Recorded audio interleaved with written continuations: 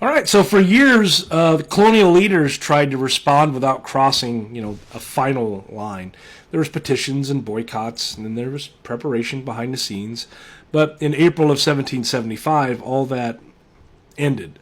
British troops marched out of Boston with a clear mission, and that was to seize colonial weapons and arrest resistance leaders, most notably Samuel Adams and John Hancock.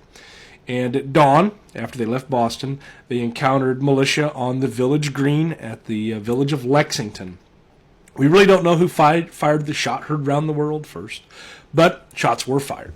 Colonists were killed, and British troops moved on towards Concord, where the militia had regrouped. And at Concord's North Bridge, colonial forces stood their ground.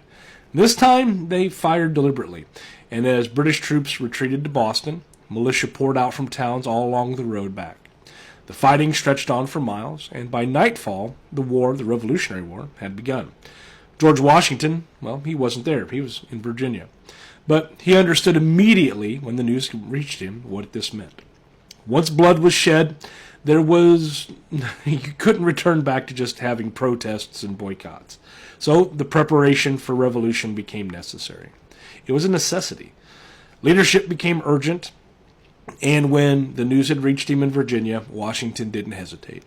He knew the colonies now needed coordination and command and restraint, or you could just have the inevitable chaos that would follow.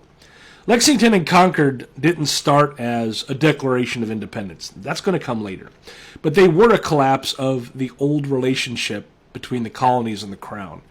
And when the shots were fired in Massachusetts, George Washington knew that watching history was, well, no longer an option.